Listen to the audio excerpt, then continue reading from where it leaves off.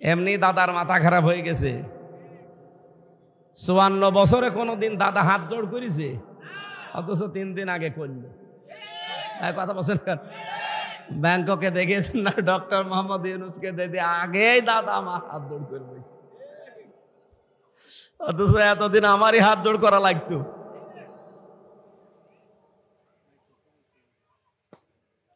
এমনিতে এটা করে নাই, করেছে বাধ্য হয়ে, বাস্তবতা দেখছে। এই জন্যই তো এখন ধোয়া তুলেছে যে এই দেশে জঙ্গি মাথা ছাড়া দিয়ে উঠতে। ও ডোনাল্ড ট্রাম্প, আপনি তাড়াতাড়ি করেন কিছু না কিছু, কি করবে? অর্থাৎ একটা মাতাল। ট্রাম্প কি মাতাল? ফিলিস্তিনের এই দুর্দশার জন্য ট্রাম্পও দায়ী। এক কথা বলেন না কেন? এই মাতালটার যদি মাথা ঠিক হয়ে যেত, ফিলিস্তিনও স্বাধীন হয়ে যেত। কারণ তামাম দুনিয়ার মুসলমানেরা একটু যদি হুঙ্কার দিতে পারত। এই ট্রাম্পকে এখন মোদি সাহেব এইটাই বোঝাচ্ছে, দেখেন এই দেশে জঙ্গি ভরে যাচ্ছে, মৌলবাদ বেড়ে যাচ্ছে, এই দেশে সংখ্যালঘু নির্যাতন বেড়ে যাচ্ছে। এটা যে দাহা মিথ্যা কথা, তামাম দুনিয়ার এই রিপোর্ট যারা দিচ্ছে আন্তর্জাতিকভাবে তারা এখন দেখতে পাচ্ছে না। আগস্টের 5 তারিখে এই বাংলাদেশ নিরাপদ হচ্ছে ইসলামপন্থীদের হাতে। এই কথা বলেন না কেন? এই 8 মাস 4 দিন হয়ে গেল, একটা মন্দির কোন জায়গায় ভেঙেছে?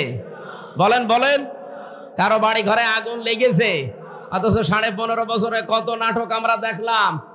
এই 8 মাস 5 দিনে আজ পর্যন্ত একটা জঙ্গিও ধরা পড়লো না। আর ও যদি এখন থাকতো, এই 8 মাসে মনে হয় 8000 শুধু জঙ্গি ধরতো। পোড়াটা নাটক। আমি নিজেও তো জঙ্গি মামলা দিয়েছিল, আমারে দিয়েছিল আনসারুল্লাহ বাংলা টিমের প্রধান। বলছে কি সে? আমরাও জানি না, কিন্তু আপনি প্রধান।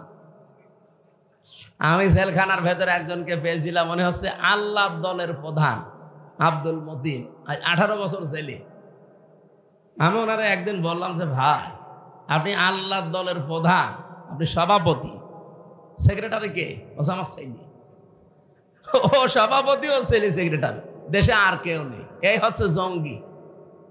কিচ্ছু নেই, এগুলো কয়েকটা আছে উগ্র, এই তাছাড়া জঙ্গি বলে কিছু নেই। সবগুলো ওদের ইসলামকে ঘায়েল করার নাটক। অন্য কাউকে কিন্তু ধরতো না। দেখেন এই দেশে জঙ্গি বলে চালিয়ে দিতে হয় একামতে দিনের নেতা কর্মী এরা, আর খুব খুব অল্প কিছু ধরেছিল কওমি মাদ্রাসার কিছু আলেমদের। যাতে মাতাল হলো তাহলে ঠিক ছিল। আমার ভাইরা, আমি যে কথা তুলেছিলাম, এখন থেকে যদি সত্যি একটা সুখ আপনি ভোগ করে থাকেন অবৈধভাবে, এক একটা সুখের কারণে কমপক্ষে আপনাকে 70টা দুঃখ ভোগ করা লাগবে। এ কথা কার? মিথ্যা হওয়ার সম্ভাবনা আছে? বলেন বলেন বলেন তো। পরকীয়া প্রেম যারা করে সুখ পায় না, শান্তি পায় না। এই সুখ কি বৈধ সুখ না অবৈধ? এরকম অবৈধ সুখে আছেন কারা? হাত তোলেন তো। এই এলাকায় এসব নেই, আলহামদুলিল্লাহ। ভালো তো, পরকীয়া প্রেম এ জেলায় নেই, কালকেই পত্রিকায় দিয়ে দেব না। সত্যি কি এরকম নাকি? না, ভালো। আপনারা তো সব আবার উপরে থাকেন অল টাইম। বাবা শাহজালাল আমার আসার সময় আজকে প্রশাসন ধরেছিল গাড়ি, হুজুর ওয়াজ করতে যাচ্ছে, আবার কথা বলবেন, এই এলাকায় এগুলো খুব বেশি চলে। এই জিনিস যারা খান, যারা নিয়ে আসেন, দেখো অবৈধ সুখ যারা পাচ্ছেন পরকীয়া প্রেমের দ্বারা, অথবা অনেকের লাইন আছে ভাবির সাথে, প্রতিবেশীর স্ত্রীর সাথে, থামা লাগবে আপনাকে। এই অবৈধ লাইনে যদি সুখ পান একটা, কষ্ট পাবেন কয়টা? আরো জোরে। এগুলো পেতে চান? আল্লাহ আমাদেরকে আয়াত দুটো বাস্তব জীবনে অনুধাবন করার তৌফিক দিন। আর যারা আশায় আছেন যে বুবু চট করে চলে আসবে, এগুলো ডাহা মিথ্যা কথা। কারণ এক একটা অবৈধ সুখ ভোগ করার কারণে তার কপালে এখন 70টা করে দুঃখ আল্লাহ দেবে। আর আল্লাহর কথা আল্লাহ মিথ্যা প্রমাণ করবে? মাস্ট বি, আল্লাহ দেখাবে। এই জন্য আগস্টের 5 তারিখের পর থেকে এই 8.5 মাসে প্রায় 27 বারের ওপরে এই দেশকে অশান্ত করার চেষ্টা চালিয়েছিল, একবারও হয়নি। কারণ এগুলো সব আল্লাহ কন্ট্রোল করছে। না, তোর যা অপরাধ, তোর এক একটা অপরাধের শাস্তি হবে 70টা। আগে তোর হয়ে যাক, তারপরে চট করি। ও এখনই বলছে চট করি। আর এই চট করে শোনার পরে অনেকে বুকে সাহস সঞ্চার করে। কালকে ঢাকা মিরপুরে পিটানি খেয়েছে। চোর তো মানুষ কি মারা মারে, ওরে আরো বেশি মেরেছে।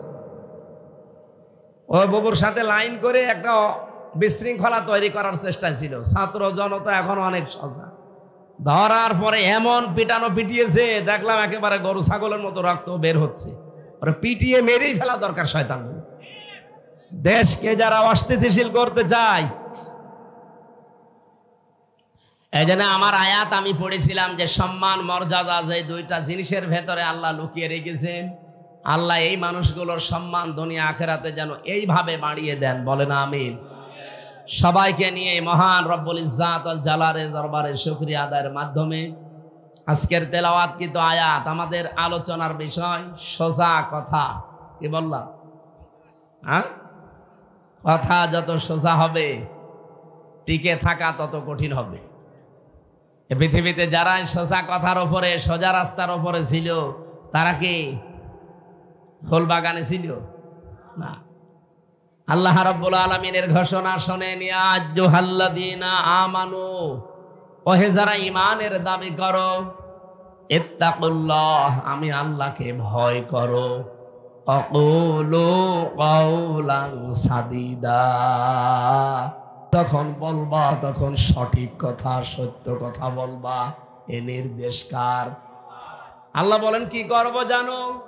ইউসলিহু লাকুম আ'মালাকুম ওয়া ইয়াগফির লাকুম যুনুবাকুম। যদি এই দুইটা আইন মানতে পারো, আল্লাহকে ভয় করা আর সঠিক কথা বলা, আমি আল্লাহ তোমাদের আমল আখলাক যত কাজ কারবার দুনিয়াতে আছে সব সংশোধন করে দেব, ইসলাহ করে দেব, সব সঠিক করে দেব। পেছনের যে ভুল ত্রুটিগুলো, অপরাধগুলো আমি আল্লাহ সব মাফ করে দেব। বলেন সুবহানাল্লাহ।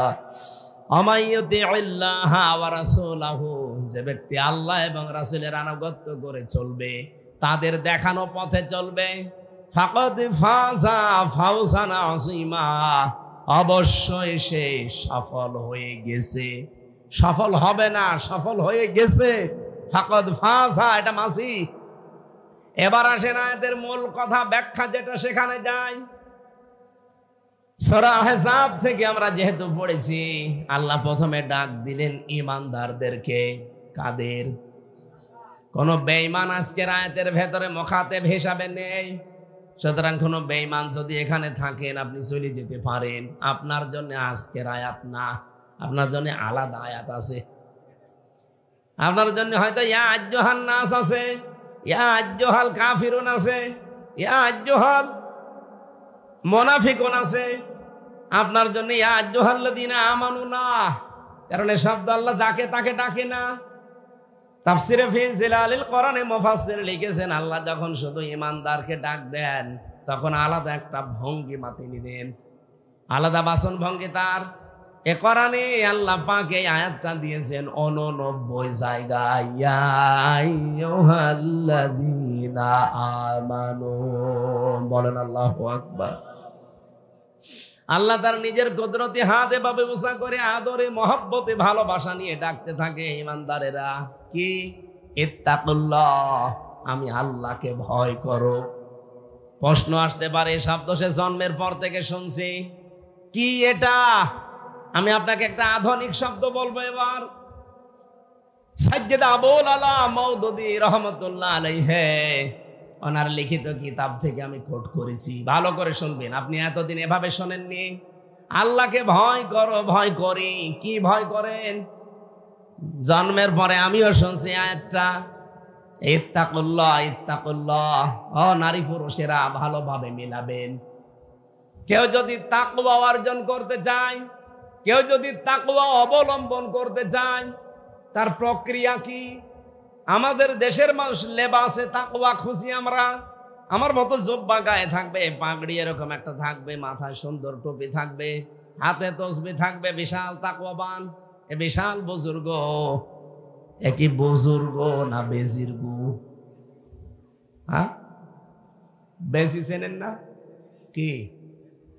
ওই যে মুরগি ধরে নিয়ে যায়, বেজির পায়খানাকে কি বলে? বেজির গু।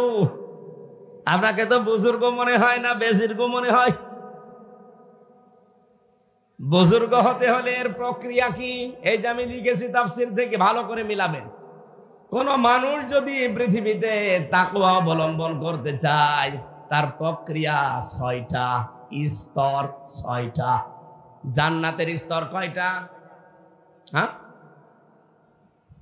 এলাকায় মাদ্রাসা নেই তো কি কথা বলে না কেন? জান্নাতের স্তর কয়টা? 100টা। আমরা সচরাচর 8টা জানি। আল্লাহ পাক জান্নাতের স্তর বানিয়েছে 100টা। দুনিয়ায় যে যে ধরনের কাজ করবে, আমল করবে, মরণের পরে আল্লাহ তাকে ওই স্তরে রাখবে। কি কথা বলে না কেন? আর জাহান্নামের স্তর 7টা।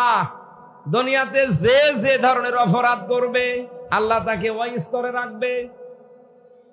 আজকে যেহেতু আলোচনা ওইটা আমার না, আমার আলোচনার বিষয় আজকে তাকওয়া নিয়ে আরম্ভ। ইমানদারকে ডাক দিয়ে আল্লাহ নির্দেশ দিলেন। আমি একটা হাদিস পড়েছিলাম, হযরতে আবু যার রাদিয়াল্লাহু তাআলা থেকে বর্ণিত। বিশ্ব নবী বলেন, হযরতে আবু যার তার বাড়ি থেকে প্রায় 83 কিলোমিটার দূর থেকে আমার দরবারে আসতো। একদিন এসে বলে, হে রাসূল, আমি সব সময় তো আসতে পারি না, আপনি আমাকে এমন কিছু নির্দেশ আলাদাভাবে স্পেশাল ভাবে দেন যেটা মেনে নিলে আমি অলরেডি জান্নাতি হয়ে যেতে পারি। বিশ্বনবী তাকে প্রথম নাম্বারে বলেছিলেন, উসিকা বিতাকওয়াল্লাহ, আমি তোমাকে সর্বপ্রথম আল্লাহর ভয় এর নির্দেশ দিলাম। বলেন সুবহানাল্লাহ। এটা আল্লাহর নির্দেশ যে তোমরা আল্লাহকে ভয় করো, রাসূলুল্লাহর নির্দেশ। এটাকে আবু যারকে আল্লাহর নবী শুধু স্পেশাল ভাবে তাকেই বলেছেন না, আমরাও আছি? বলেন বলেন। তামাম দুনিয়ার সবাই আমরা যারা উম্মত দাবি করি, সবার এই কথাটা মেনে নেওয়া দরকার। এখন আসেন প্রক্রিয়া। কি প্রক্রিয়া? আপনি এই রাস্তায় আগাবেন আর আপনি এখন ভাববেন যে আপনি তাকওয়ার কোন স্তরে আছেন। 1 নম্বরে আপনাকে হকের অনুসন্ধান করা লাগবে।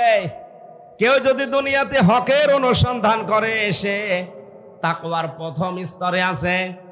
আপনি এখন নিজের দিকে তাকিয়ে বলেন, আপনি কি হকের অনুসন্ধানে আছেন? আমাদের জাতির পিতা যিনি হযরত ইব্রাহিম আলাইহিস সালাম, আল্লাহ রাব্বুল আলামিন তার এই খলিল থেকে হকের অনুসন্ধানে ছিলেন। আল্লাহ পাক বলেন, তিনি যে হকের অনুসন্ধান করছিলেন, ফালাম্মা জান্না আলাইহিল লাইলু রা কাওকাবা ক্বালা হাযা রাব্বি। তিনি তারকা দেখতে পেয়েছিলেন সন্ধ্যা আকাশে। তারকা দেখতে পেয়ে তিনি মনে মনে ভাবলেন, এটা আমার রব। ক্বালা ফালা ক্বালা লা উহিব্বুল আফিলিন। ফালাম্মা ফালা, যখন এটা ডুবে গেল, তখন তিনি বললেন, যা ডুবে যায় সেটাকে আমি পছন্দ করি না, ভালোবাসি না। এখানে কয়েকটা স্তরের নাম আছে। এরপরে তিনি দেখেছিলেন চন্দ্র, রাতের গভীরে তিনি দেখলেন চাঁদ উঠে আছে। তিনি ডাক দিয়ে বলেছিলেন, ফালাম্মা রাআল কমারা বাযিগান ক্বালা হাযা রাব্বি।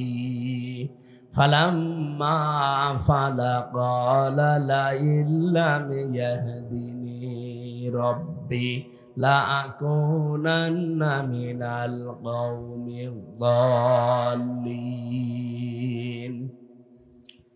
চন্দ্র দেখার পরে বললেন, এটা আমার রব। যখন চন্দ্রও ডুবে গেল, সকাল আসতে আসতে তিনি বললেন, না, আমি তো বদভ্রান্তের ভেতরে, উদ্ভ্রান্তর ভেতরে আছি। আল্লাহ যদি আমাকে হেদায়েত না দেয়। সকালবেলা সূর্য দেখলেন, বিশাল সূর্য উঠতেছে পশ্চিম আকাশে। ওটা দেখার পরেই তিনি ডাক দিলেন, ফালাম্মা রাআশ শামসা বাযিগাতান ক্বালা হাযা রাব্বি হাযা আকবার। তিনি বললেন এই তো বিশাল রব, এইটাই আমার বড় রব। ওইটাও যখন অস্তমিত হয়ে গেল, ফালাম্মা ফালাত ক্বালা ইয়া কওমি ইন্নী বারিয়ুম মিম্মা তুশরিকুন, তিনি বললেন যেটা ডুবে যায় ওটাকে আমি আমার রব হিসাবে মানি না। দুনিয়ার মানুষেরা, আমার বংশের মানুষেরা, আমার গোত্রের মানুষেরা, আমার কওমের মানুষেরা সাক্ষী থাকো, আমি তোমাদের সাথে শিরিক করি না, শিরিক থেকে আমি মুক্ত। এবার ঘোষণা দিয়ে দিলেন সবার সামনে দাঁড়িয়ে, ইন্নী ওয়াজ্জাহতু ওয়াজহিয়া লিল্লাযী ফাতারাস সামাওয়াতি ওয়াল আরদা হানিফা ওয়া মা আনা মিনাল মুশরিকিন। হযরত ইব্রাহিম ওই দিন বলেছিলেন, আমি তোমাদের সবার দিক থেকে মুখ ফিরিয়ে নিলাম, ওই আল্লাহর দিকে আমার মুখমণ্ডল ঘুরিয়ে দিলাম, যিনি আসমান আর জমিনের উদ্ভাবক। একনিষ্ঠভাবে আমি ফিরে এসেছি হানিফা। আমি লোক দেখানোর জন্যে, রিয়ার জন্যে না। কে কি বলবে ওদিকে আমি তাকাইনি, আমি সত্যি আল্লাহর দিকে একনিষ্ঠভাবে ফিরে এসেছি। অমান আমিনাল মুশরিকিন, আর আমি কিন্তু মুশরিক না। আমি কি না? আরো জোরে বলেন, আরো জোরে বলেন। এই কথাটা বলে তিনি শেষ করে দেননি। এইবার যে আয়াত পড়বো এইটাই আমি বাংলাদেশের সাথে মিলাতে চাই। আমাদের জাতির পিতা হযরত ইব্রাহিম, তিনি হক অনুসন্ধান করে করে পেয়েছিলেন। আর আমাদের দেশে মানুষকে আলেমেরা হক পথ চোখে আঙ্গুল দিয়ে দেখিয়ে দেয়, এরপরও মানতে চায় না। এক কথা বলুন। হযরত ইব্রাহিম ওই দিন ডাক দিয়ে বলেছিলেন, হাজ্জাহু কওমুহু ক্বালা তুহাজ্জুনি ফিল্লাহি ওয়া ক্বাদ হাদান ওয়ালা খাফু মা তুশরিকুনা বিহি ইল্লা আইয়াশা রাব্বি শাইআ ওয়াসিআ রাব্বি কুল্লা শাইইন ইলমা আফালা তাতাযাক্কারুন। তার জাতির লোকদেরকে বলেছিলেন হাজ্জাহু কওমু, যখন তার জাতির লোকেরা তার সাথে ঝগড়া আরম্ভ করেছিল, তারা নিজেরা শিরিক করে, ফেরাউনের বানানো আইন মেনে, নমরুদের বানানো আইন মেনে চলে, মানুষের তৈরি করা আইনগুলো তারা প্রতিষ্ঠার জন্য চেষ্টা চালায়। আর ইব্রাহিম আলাইহিস সালাম হক অনুসন্ধান করে যখন পেয়ে গেলেন, তখন তিনি এই হককে 2 নম্বরে কবুল করে নিলেন। শুধু কবুল করে শেষ করেননি, এটা তিনি প্রচার আরম্ভ করলেন। এদিকে তাকান, হক অনুসন্ধানের প্রক্রিয়া। আপনি যে তাকওয়ার কোন পর্যায়ে আছেন, আপনি প্রথমে বুঝবেন যদি হক অনুসন্ধান করার তালে থাকেন সব সময়, যে কোথায় হক পাওয়া যায়। এই বাংলাদেশে আজ হক অনুসন্ধান করা বড় সহজ না কঠিন? সবচাইতে বড় কঠিন। সবাই তো বলে আমরা হক, আট রশিয়ে বলে আমরা হক, দেওয়ান বাগির মতো ভণ্ড বলে আমরা হক, এমনকি মাঝ ভান্ডারি নজিবুল বশর ও কিন্তু এতদিন হক বলি চলতো। সারা পৃথিবীতে যে যেই দলে আছে, মিনাল্লাযীনা ফাররাকু দীনাহুম ওয়া কানু শিয়া কুল্লু হিজবিন বিমা লাদাইহিম ফারিহুন। হে নবী, দেখবেন পৃথিবীতে যে যেই দলে আছে, ওই দলের কর্মসূচি নিয়ে আনন্দে আছে যে আমি সঠিক আর ওগুলো সব ভুয়া। সবাই তো হকের দাবি করছে। হক অনুসন্ধান করে জাতির পিতা ইব্রাহিম নবী যেভাবে বের করেছিলেন, আমাদেরও এরকম কিছু করার দরকার নেই। যদি হক আপনি পেয়ে যান, এদিকে তাকান, যদি সত্যি হক আপনি পেয়ে যান, হক পায় কারা? যারা অনুসন্ধান করে। এবং হক কারা? সারা বালাদের ভেতরে আপনি 5টি কর্মসূচি দেখবেন। ফাক্কু রাকাবা আও ইতআমুন ফি ইয়াউমিন যী মাসগাবা, ইয়াতীমান যা মাকরাবা আও মিসকিনান যা মাতরাবা, সুম্মা কানা মিনাল্লাযীনা আমানু ওয়া তাওয়াসাউ বিস সাবরি ওয়া তাওয়াসাউ বিল মারহামা। এখানে 5টা গুণের কথা আছে। এই 5টা গুণ যারা অর্জন করেছে দুনিয়ায়, তারা হেদায়েতের উপরে আছে, তারা হক পথে আছে। এই বাংলাদেশে এখন প্রায় 74টার উপরে দল কাজ করছে, ধর্মীয় এবং জেনারেল মিলে। সবাই তো আর হক না, কি বলেন বলেন? আপনি কোরআনের সাথে মিলান, 5টা কর্মসূচি যাদের কাছে পাবেন, কোরআন বলছে তারা হেদায়েত প্রাপ্ত দল, তারা হক দল। ফাত্তাবিউস সিরাতাল আযম, তাড়াতাড়ি যাদের দ্বারা ইসলাম কায়েম হওয়ার সম্ভাবনা বেশি, তোমাদের নির্দেশ দিলাম। এটা ইবনে ওমর থেকে বর্ণিত, বিশ্বনবী বলেন, মুসলিম শরীফের হাদিস, ফাত্তাবিউস সিরাতাল আযম, যাদের দ্বারা ইসলাম কায়েম তাড়াতাড়ি সম্ভাবনা বেশি, তোমরা দল মত নির্বিশেষে তাদেরকে সাপোর্ট দিবা, সমর্থন করবা বেশি। এটাকে আমি বানালাম হাদিসটা। বলেন বলেন। ফামান সাজ্জা সাজ্জা মিন্না, কেউ যদি এই হক প্রতিষ্ঠা যাদের দ্বারা দ্রুত সম্ভব এদেরকে সাপোর্ট না করে, সে যেন নবীর উম্মত থেকে বের হয়ে যায়। সূরা বালাদের এই 13 নম্বর আয়াত থেকে 18 নম্বর আয়াত পর্যন্ত বাড়ি যে আজকে মিলাবেন, বাংলাদেশে 64 না 74 না 74,000ও যদি দল থাকে, একটা হক দল আছে আর আপনি খুঁজে পাবেন। ফাক্কু রাকাবা, যারা মানুষের কাঁধ থেকে শৃঙ্খল দূর করতে চায়। বলেন তো, এই পৃথিবীতে মানুষের দাসত্ব মুক্ত করার জন্য কত মানুষ তো চেষ্টা চালাচ্ছে। এই বাংলাদেশে আমি একটা দলকে বেশি পেয়েছি অগ্রসর, যারা মানুষের তৈরি করা আইন মুখে লাথি দিয়ে বিদায় করে আল্লাহর তৈরি করা আইন কায়েম করতে চায়। কথা বলুন। সবাই মানুষের তৈরি করা আইনের পক্ষে কাজ করে মানুষের গলায় দাসত্বের শৃঙ্খল দিয়ে দিয়েছে, মানুষের শৃঙ্খল। আর আমরা প্রতিদিন এই শৃঙ্খল থেকে মুক্তি চাই। ইয়্যাকা না'বুদু, আমরা তোমার দাসত্ব করি। কার? বলেন বলেন। একটা কুকুর দেখবেন, একটা কুকুরের কথা মানে না। আর আমরা মানুষ হয়ে যদি আল্লাহর বিধান, এই পৃথিবীতে পাঠানো বিধান বাদ দিয়ে আল্লাহর বানানো মানুষের আইন মানি, তাহলে কুকুরের চাইতে আমরা খারাপ। আরো জোরে বলেন। সুতরাং মানুষের শৃঙ্খল থেকে, দাসত্ব থেকে যারা মানুষকে মুক্ত করতে চায়, এরা হেদায়েতের উপরে আছে। আর এরাই হক দল। এরা হক অনুসন্ধান করে পেয়েছে, কারণ জানে যে পৃথিবীতে সবচাইতে বড় অপরাধ মানুষের তৈরি করা আইন প্রতিষ্ঠা করা, আর সবচাইতে বড় দামি কাজ আল্লাহর কাছে আল্লাহর তৈরি করা আইন কায়েম করা। এটা যদি আমরা করতে পারতাম, যে যার হক সেটা সে পেয়ে যেত। আজ পাই না। স্ত্রী তার স্বামীর হক পায় না, স্বামী তার স্ত্রীর হক পায় না, সন্তান তার মা বাবার হক পায় না, মা বাবা তার সন্তানের হক পায় না, ভাই তার ভাইয়ের হক ফিরিয়ে দেয় না, জনগণ তার সরকারের হক দেয় না, সরকার জনগণের হক দেয় না। এই কারণে, কারণ আল্লাহর এই হক প্রতিষ্ঠিত নেই।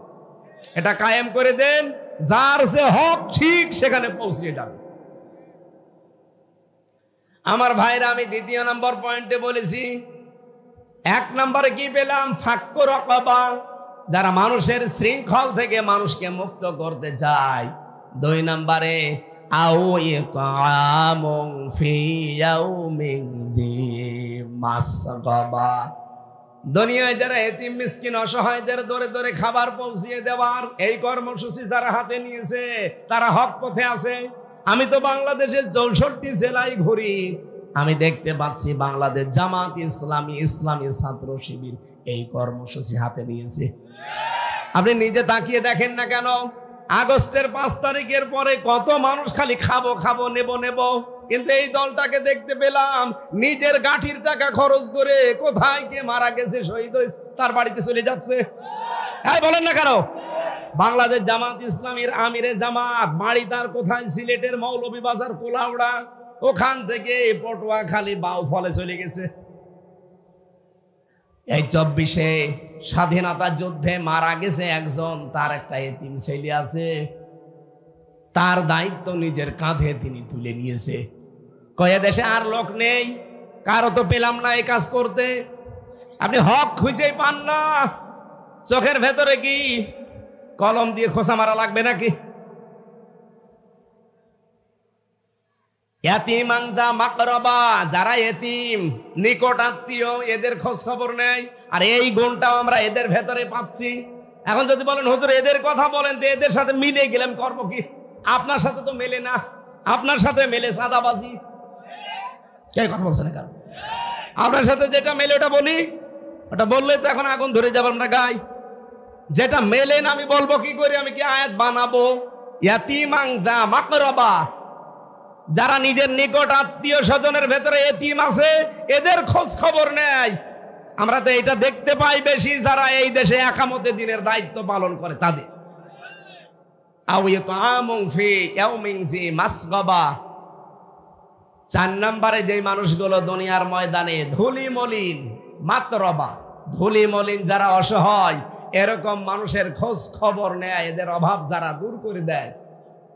আমিরে জামাত ডাক্তার শফিকুর রহমান হাফিজাহুল্লাহর এই কাজটা সারা বিশ্বে প্রশংসিত। উনি মেতরকে পর্যন্ত, ওই যে পায়খানা সাফ করে, এই মেতরকে তিনি কোলে আটকিয়ে বুকে জড়িয়ে নিয়েছে। মেতররা আশ্চর্য হয়েছে, আপনি এত বড় একজন, নিজেদেরকে মানুষই মনে করি না, আর আপনি আমাদের বুকে জড়িয়ে নিতে চান? উনি বলেছিল আপনারা তো এই পৃথিবীর শ্রেষ্ঠ মানুষ, কারণ আপনারা কাজ করে খান। এই কথা বলছেন না কেন? আল কাসিবু হাবিবুল্লাহ, যারা কাজ করে খায় ওরা আল্লাহর বন্ধু। সুবহানাল্লাহ বলতে পারেন না? আপনারা যে কাজ কক্সবাজারে করেন, চট্টগ্রামে করেন, আপনারা যদি কাজ না করতেন এই কক্সবাজারের মানুষেরা একদিনও এই শহরে বাস করতে পারতো না, বসবাসের অযোগ্য হয়ে যেত দুর্গন্ধে। এই কথা বলেন না কেন? এরকম ধনামনিন যারা অসহায়, যে মানুষগুলো অসুস্থ, তাদের খোঁজ খবর নেওয়া, চিকিৎসার ব্যবস্থা করা, বাড়ি ঘর বানিয়ে দেওয়া। বাংলাদেশ জামাত ইসলামী কুষ্টিয়া জেলা শাখার শ্রদ্ধাভাজন আমির অধ্যাপক মাওলানা আবুল হাশেম কয়েকদিন আগে আমাদের কুষ্টিয়ার একজন হিন্দু মুসি, জুতা সেলাই করে খায়, ওনার বাড়ি ঘর সব ধসে গিয়েছিল বন্যায়। উনি নিজে জেলা জামাতের পক্ষ থেকে টাকা কালেকশন করে 2.5 লক্ষ টাকা দিয়ে তার বাড়িটা বানিয়ে দিয়েছে। পৃথিবীর ইতিহাস হয়ে গেল না? টাকা পয়সা আর অন্য দলের নেই, কই তাদেরকে তো এগিয়ে দিয়ে আসতে দেখলাম না। এরপরও আপনি হেদায়েত প্রাপ্ত কারা তাদের খুঁজেই পান না। সুম্মা কানা মিনাল্লাযীনা আমানু, এরপরে আরো গুণ, তারা ঈমান আনবে, ঈমান আনার পরে ওয়াতাওয়াসাউ বিস-সাবরি, একে অন্যকে ধৈর্যের উপদেশ দেবে। এত কিছু হয়ে যাওয়ার পরেও আমরা ধৈর্য হারা হইনি, ইনশাআল্লাহ হব না। ওয়াতাওয়াসাউ বিল মারহামা, একে অন্যকে রহম দিল হওয়ার কি রহম দিল হওয়ার জন্য একে অপরকে তারা পরামর্শ দেবে, উপদেশ দেবে। উলাইকা আসহাবুল মাইমানা, এরাই হচ্ছে ডানপন্থী। আর ডানপন্থী যারা, এরা জান্নাতি, এরা হেদায়েত প্রাপ্ত। সুবহানাল্লাহ বলতে পারেন না? সম্মানিত ভাইরা, আপনাদেরকে আমি আহ্বান জানাচ্ছি কোরআন দিয়ে, আমি কিন্তু বানিয়ে বলি না। এটা যার সাথে মেলবে সূরা বালাদের 13 থেকে 18 নম্বর আয়াত, মনে করবেন আল্লাহর ভাষায় তারা হেদায়েত প্রাপ্ত, তারা মুত্তাকি। আর যদি না মেলে কারোর সাথে, আপনি নিজেই দরকার হয় আরেকটা তৈরি করেন। এই জন্য হকের অনুসন্ধান যদি করতে থাকেন, আপনি হেদায়েতের 1 নম্বরে মুত্তাকির প্রথম স্তরে আছেন। হেদায়েত যদি পেয়ে যান, আপনাকে ওটা আবার কবুল করা লাগবে, গ্রহণ করা লাগবে। অনেকে পাওয়ার পরেও নিতে চায় না। 3 নম্বরে ওটা প্রচার করার দায়িত্ব নেওয়া লাগবে আপনাকে। 4 নম্বরে হকের উপরে আপনাকে দৃঢ় থাকা লাগবে। এইটা বড় কঠিন। অনেকে আমরা হক অনুসন্ধানও করি, এটা কবুলও করি, এটা আমরা প্রচারও করি কম বেশি, কিন্তু হকের উপরে টিকে থাকার যখন সময় আসে, তখন দেখি অনেকেই ঈমান বেশি দেয়। কথা বলছেন? আমি জেলখানায় 3টা বছরে জানাব এটিএম আজহারুল ইসলামকে মাঝে মাঝে আমারে বলতে শুনতাম, হামজা আমার জন্য দোয়া করো, আমি যেন হক পথ থেকে পিছলে পড়ে না যায়। কারণ এই 13 বছরে আমি বহু মানুষকে দেখেছি, বিশাল বিশাল পাগড়ি মাথায় দেওয়া, জুব্বা গায়ে দেওয়া, আল্লাহর জিকিরও করে, কিন্তু তারা শেষ পর্যন্ত টিকে থাকতে পারে নাই। বাতিলের সাথে হাত মিলিয়ে তারা বের হয়ে চলে গেছে। কিন্তু আমিও যদি ওই সময় যখন ধরা পড়েছিলাম, আমি তো প্রধানমন্ত্রী শেখ হাসিনার পাশের গ্রামের মানুষ। হাসিনার বাড়ি, শ্বশুর বাড়ি যেখানে, ওনার 1 গ্রাম পরেই আজহারুল ইসলামের বাড়ি। সম্পর্কে আমার মনে হয় ননদ হতে পারে, দেবর হতে পারে। কারণ বেঁকে বেশি দূর না, এটা পীরগঞ্জ, এটা বদরগঞ্জ পাশাপাশি। ওই সময় জবাব বলেছিল আমাকে, আমি যদি মেনে নিতাম আমার এই 13 বছর জেলে থাকা লাগতো না, ওই দিনে আমি বের হয়ে মুক্ত জীবনে বেরিয়ে বেড়াতে পারতাম। আমি নিজেও দেখেছি বহু আলেম 24 ঘন্টা দেখতাম জুব্বা গায়ে দিয়ে, পাগড়ি মাথা থেকে খোলে না। কিন্তু কিছুদিন পরে যখন আযাব বেড়ে গেছে জেলখানার ভেতরে, আযাব বোঝেন, জেলখানায় দিলে তো হয় না, জেলের ভেতরে জেল, তার নাম সেল, ওর ভেতরে আর এক সেল, তার নাম কন্ডেম সেল, ওর ভেতরে আর একটা সেল আছে, তার নাম কবর সেল। এই জায়গায় 24 ঘন্টা রেখে আপনাকে তালাবদ্ধ করে রাখবে, কোনো যোগাযোগ নেই বাইরে। এরকম কঠিন পরিস্থিতিতে ওনাকে রেখেছিল।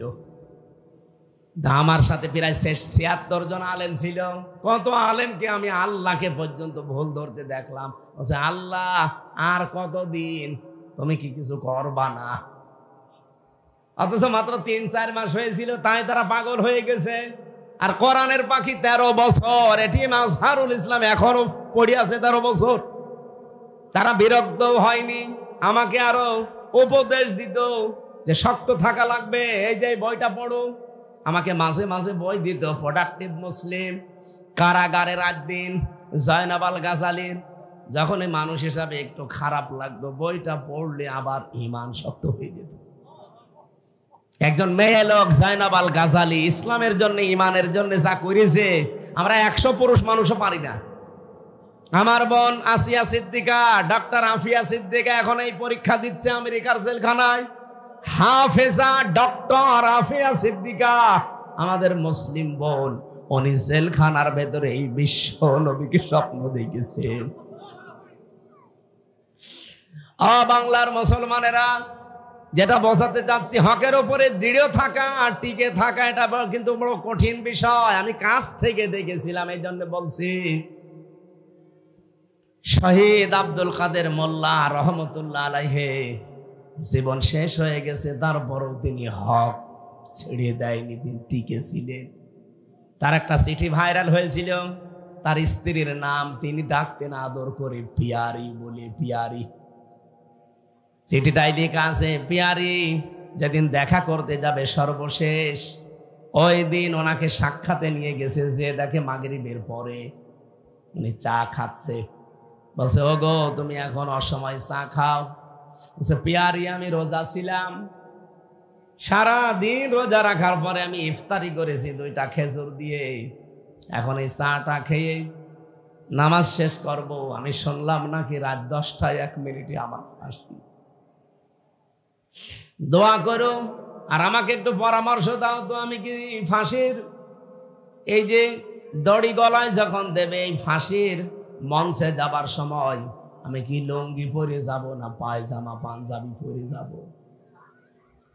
তার স্ত্রী পিয়ারি লিখেছে, পরবর্তীতে মনে হচ্ছে উনি শ্বশুর বাড়ি যাওয়ার জন্য ব্যস্ত হয়ে গেছে। জেলখানার ভেতরে এক কারারক্ষী আমার দায়িত্বে ছিল, কুতুবউদ্দিন। আমার মাঝে মাঝে বলতো, হামজা ভাই, আমি একজনের দায়িত্বে ছিলাম ফাঁসির আগে, তার নাম শহীদ মীর কাশেম আলী রহমতুল্লাহ আলাইহি। ওনার যেদিন ফাঁসি হবে, মাত্র 3 ঘন্টা বাকি আছে, ওনারে বললাম, স্যার আপনি প্রস্তুতি নেন। উনি আমারে বলছে, কারারক্ষী ভাই, এখনো 3 ঘন্টা বাকি আছে, আমি 2 ঘন্টা ঘুমিয়ে গেলাম, 1 ঘন্টা আগে আপনি আমার ডেকে দেবেন। বলছে, ঠিক দেখলাম ঘুমিয়ে গেছে। রাত 10টা 1 মিনিটে ওনার ফাঁসি। আমি 9টার সময় ওনাকে ডাক দিলাম, দিব্যি ঘুম থেকে উঠলেন। অথচ ওনার ছেলে ব্যারিস্টার আরমান ওই সময়ও গুম হয়ে আছে। ওনার স্ত্রী হাসপাতালের বেডে, তার দলের লোকেরা লক্ষ লক্ষ পালিয়ে বেড়াচ্ছে, কেউ জেলখানায় ভর্তি।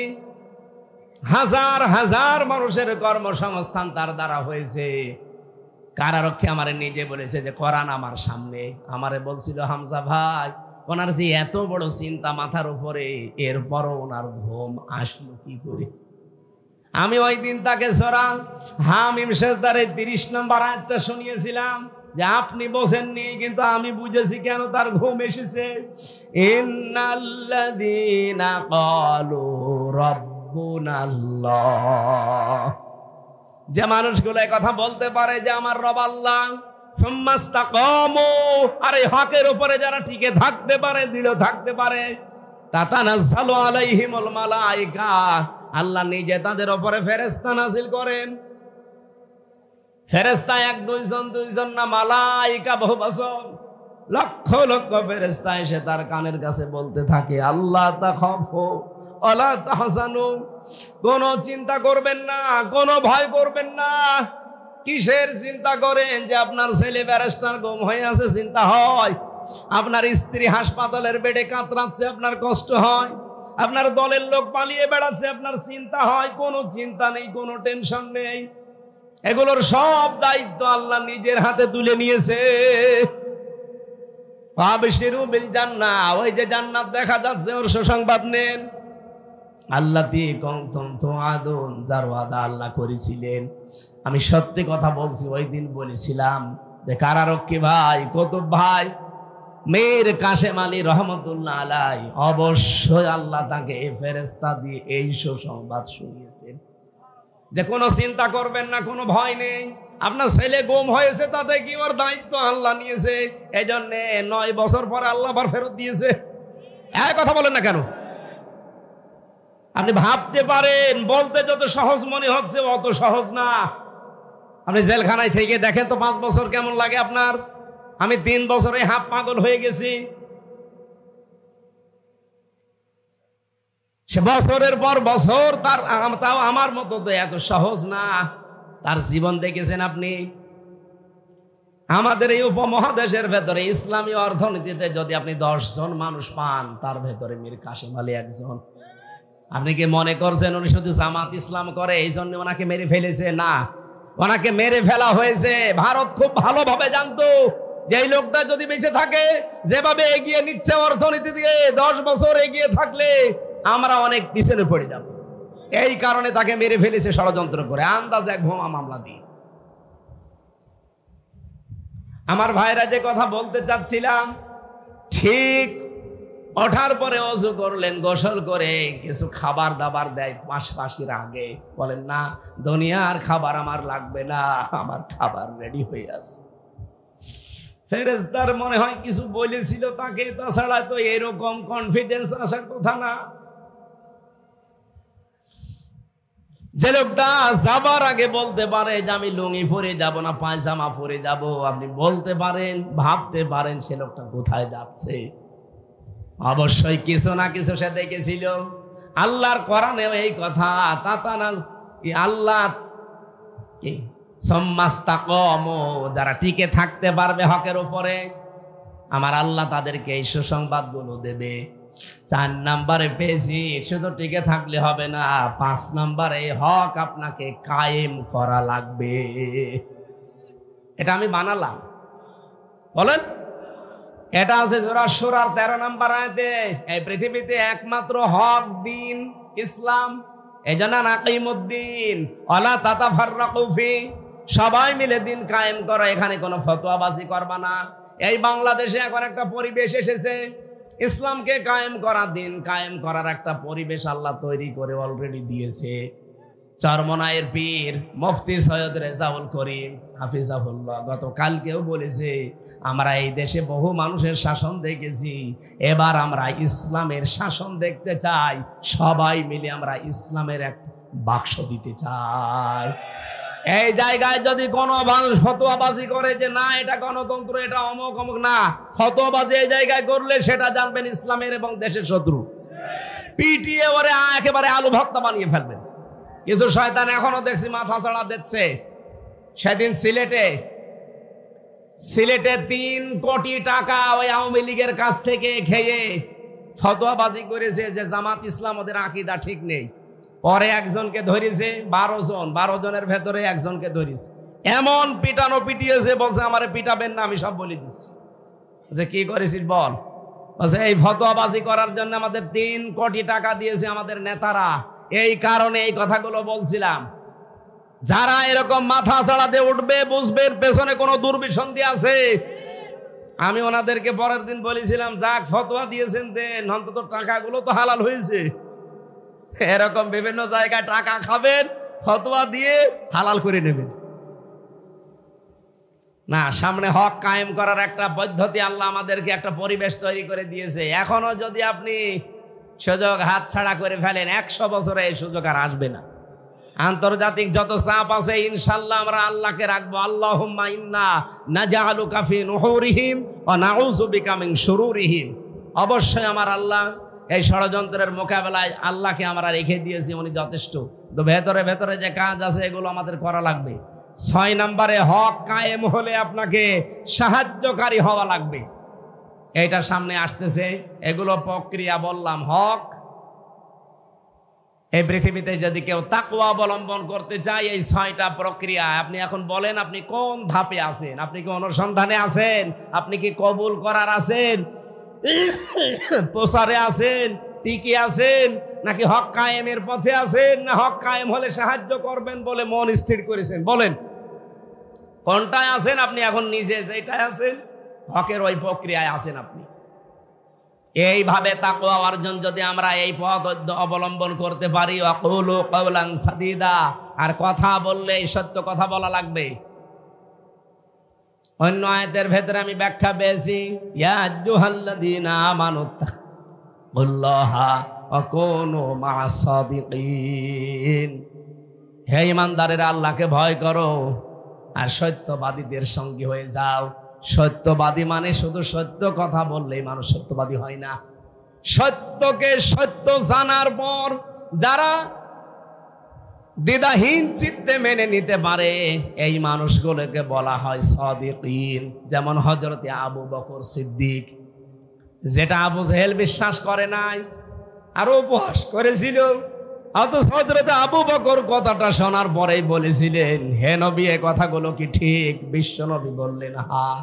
তিনি বললেন, আমি এক চুল এক বিন্দু পরিমাণে অবিশ্বাস করি না, আমি বিশ্বাস করে ফেলেছি আপনার মেরাজ সত্য, হক। জোরে বলেন সুবহানাল্লাহ। নবীজি বললেন, আবু বকর তুমি প্রশ্ন ছাড়াই বিশ্বাস করে নিলে, আজকে তোমারে খালি হাতে ফেরত দেব না। এত বড় হক সত্যকে যখন বিনা প্রশ্নে বিনা দ্বিধাহীন চিত্তে মেনে নিলে, আজকে থেকে তোমার নামে আমি লকব দিয়ে দিলাম সিদ্দিক। এই জন্য সত্যকে সত্য জানার পরে যারা গ্রহণ করবে তাদের সাথে থাকা লাগবে। মেয়েরা যারা এসেছেন শুধু নামাজ পড়া, রোজা রাখা আর কালো বোরকা পরা ইবাদত না। খাদিজাতুল কুবরা জীবনে 1 ওয়াক্ত নামাজ পড়েনি, একটা রোজা রাখেনি, জীবনে একদিনের জন্য পর্দায় থাকেনি, জীবনে একটা টাকা একবারও হজ করেননি, যাকাতও দেয়নি। তারপরও আল্লাহ তাকে সালাম দিয়েছেন এবং জান্নাতে ঘর বানিয়ে তার জন্য পাঠিয়েছেন। প্রশ্ন কেন দিলেন না, কেন করলেন না এগুলো? কারণ এই বিধানগুলো নাজিল হয়েছিল সব তার ইন্তেকালের পরে। কথা বুঝতেছেন? এই যে নামাজের, রোজার, পর্দার, হজের, যাকাতের এই বিধান সব নাজিল হয়েছিল তার ইন্তেকালের পরে, এজন্য উনি সুযোগ পাননি। তারপরও তাকে আল্লাহ সালাম দিয়েছেন, জান্নাতে ঘর বানিয়ে সুসংবাদ দিয়েছেন। একটা কারণ পেয়েছি, তার পুরা জীবনে আমি কয়েকবার পড়ে পেয়েছি একটাই কারণ, জীবনে কোনোদিন সাংসারিক আল্লাহর নবীর মনে তিনি কোনোদিন কষ্ট দেননি। এখানে আমরা যারা আছি, জীবনে আমাদের কোন স্ত্রী আমাদেরকে একদিনের জন্য মনে দুঃখ দেয়নি এমন একজন স্বামী হাত তোলেন তো। এই একজন, আলহামদুলিল্লাহ। আপনি কি বউ পেয়েছেন না ফেরেশতা পেয়েছেন? হ্যাঁ, ফেরেশতা। তাছাড়া আমরা এখানে কেউ পারলাম না। এই সম্মানিত মা বোনেরা, ও কার স্বামী দেখেন তো, এটা কোন আল্লাহর ওলি? ওই একটা বাদ দিয়ে বাকি আমরা কোনো স্বামী হাত তুলতে পারলাম না। এমন কে চেয়ারে বসে আছে, এরা মনে হয় বিয়ে করেনি। না, আশা করছি আপনাদেরকে আল্লাহ খাদিজাতুল কুবরার মতো যেন বানিয়ে দেন। শুধু নামাজ পড়া, রোজা রাখা আর কালো বোরকা পরা ইবাদত না। স্বামী এটা জান্নাতে যাওয়ার একটা মাধ্যম। জায়েজ কাজে তাকে খুশি রাখা লাগবে। এবার যদি প্রশ্ন ওরা উল্টিয়ে করে, হুজুর একটু বলেন তো যে জীবনে স্ত্রীর মনে একদিনের জন্য দুঃখ দেয়নি এরকম স্বামী আছে কিনা? না, নেই। প্রতিদিন আরো 8-10টা করে দুঃখ দিচ্ছি। এর পরে পক্ষে আমার এখন 7টা কথা আমি হাদিস থেকে যেগুলো নোট করেছিলাম, যে আবু যার রাদিয়াল্লাহু তাআলা আনহুকে ওই দিন নবীজি 7টা কথা বলেছিলেন, আর এক একটা কথার পরিবর্তে 2টা করে উপকার কথা বলেছিলেন। যদি তুমি আল্লাহকে